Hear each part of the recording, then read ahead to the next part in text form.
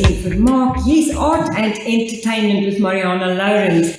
We are here in the Athenaeum, and it's actually the little theatre, and we normally go to the green room, but it's so dark there because we are in the darkness. It is actually power shedding or whatever they call it.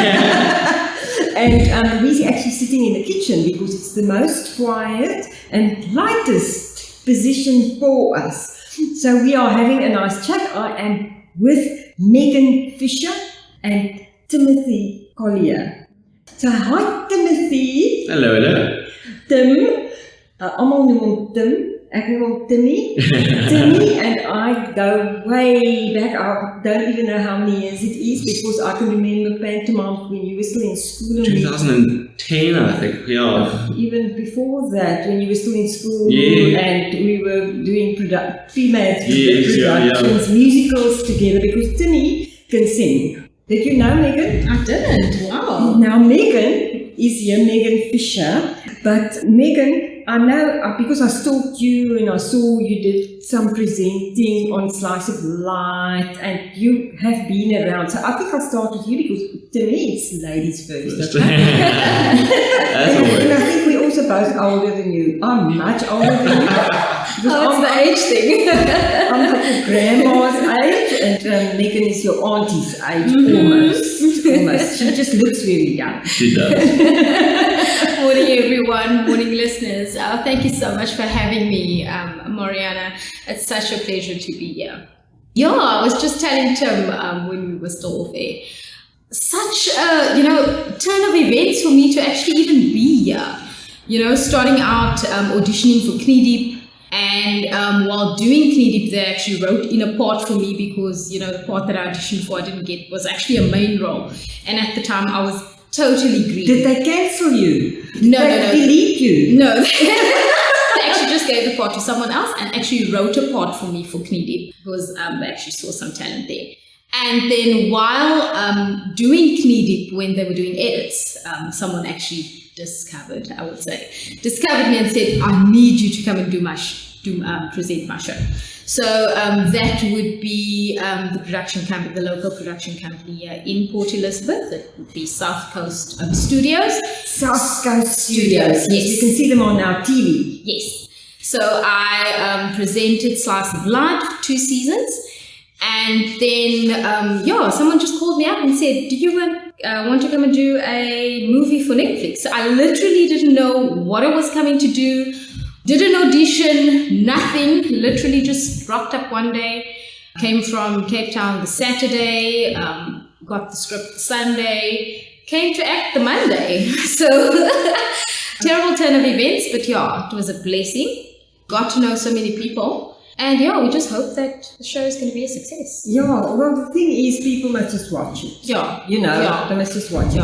But and Netflix is well known. It's well known. So I do think it's going to get a lot of traction. People are actually they take it up. Yeah, and they definitely. Go with it. Yes, and they're always looking for things to watch on Netflix. You always checking what's the top 10.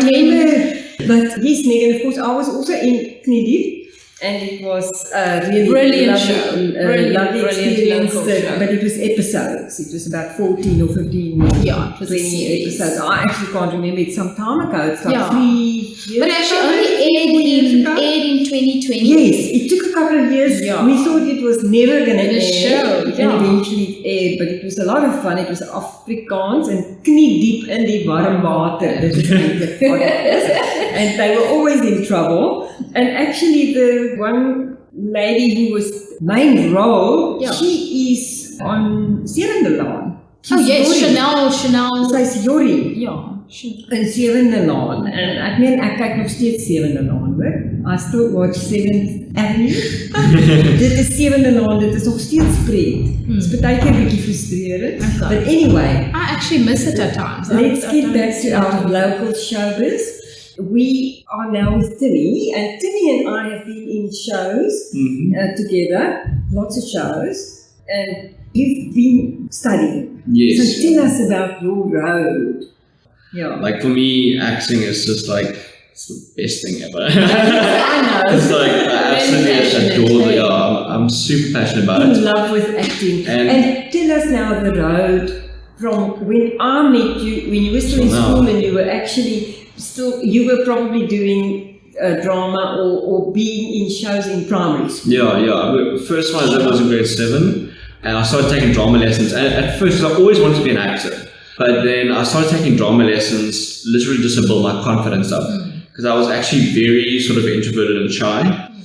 And then in about grade 10, I was either grade 9 or grade 10, I did my first show through my drama studio with Sharon and Linda. Robert Swain. Yes, Robert Swain Drama Studio. And then from there, it just kept... So at some points during high school, I was doing about 4 shows a year. So I was going from one to the next to the next. And I absolutely love theatre. But then I decided later on that I wanted to go and study acting for both stage and screen. But I first took a detour. I first was going to go and do teaching, which is just not me. I've actually worked as a teacher, and it didn't go that well. That's a different kind of challenge. It is. Yeah, It's a different kind of acting, though. it is. Yeah. But I take my hat off to teachers. My mom's a Me teacher, too. and it's like Respect. teachers out there. Major respect for you. Yes, totally. So the teaching thing didn't work? Did you No. actually try studying?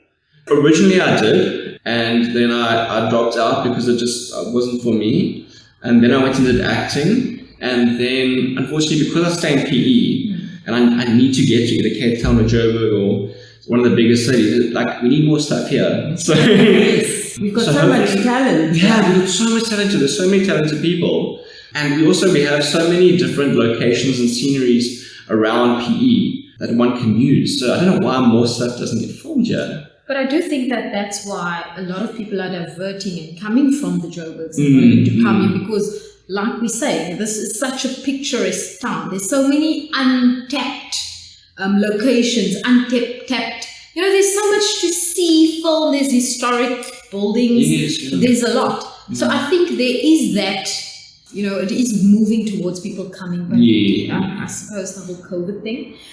And after that, I do think a lot is still going to happen. So, Yeah. you know, we keep Fingers fingers crossed. crossed. Yeah. We Yeah. do keep fingers We crossed. keep fingers crossed because our local people are quite busy at trying to get the people from other places to come. Yeah. Yeah. Yes. Yeah. Yes. Okay. So there's hope to me. There it is. Like our team, Yeah. we've got a lot of people on our team. I've had chats with some, I'm still having chats with the others. But now, what you're doing now, Timmy, before you were, show were you in before? You did some after? I did a lot of stuff at AFTA. We did a lot of student films there. And then I was also in a advert for, it was a dairy product, so I can't remember which dairy product it was.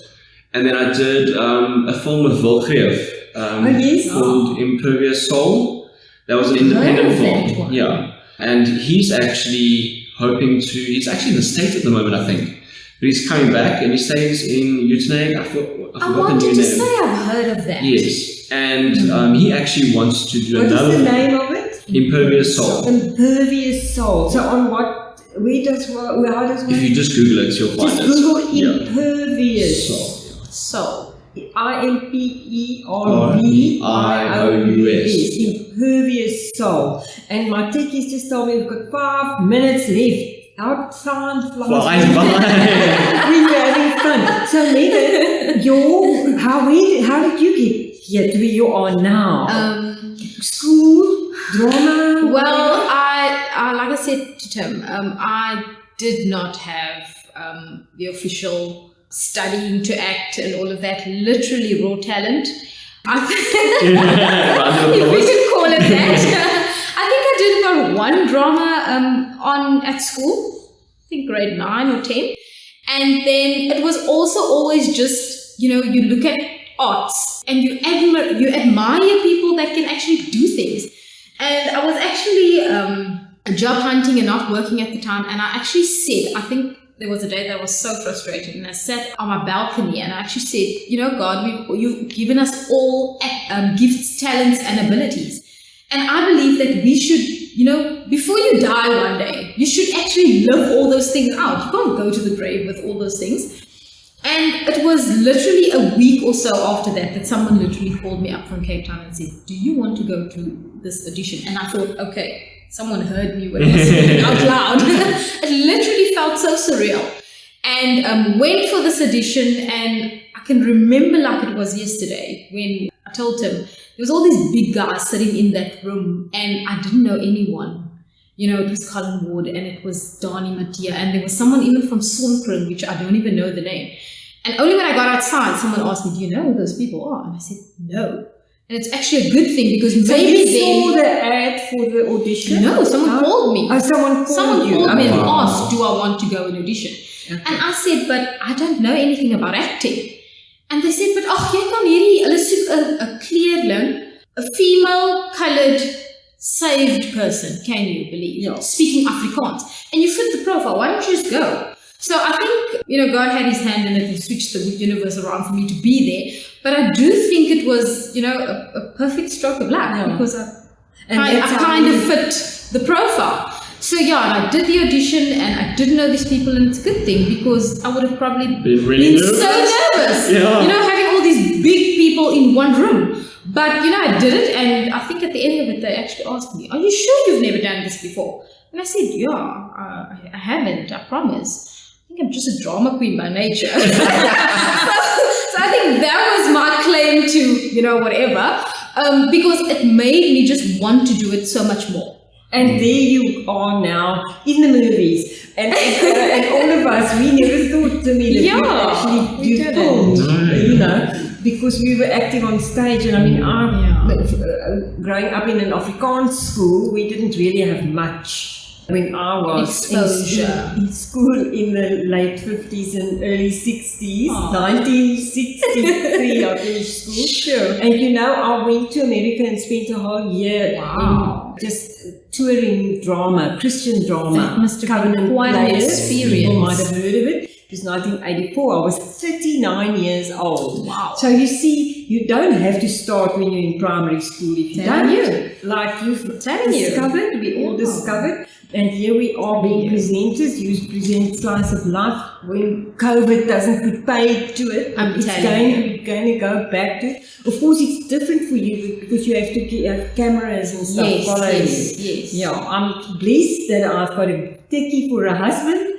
And thank you, techie, Robbie techie. And he's helped so much, and we at least can talk about it on radio, on our community station. It's our community. We've got a heart for art, and so we want it to happen here in our place in Kaberga.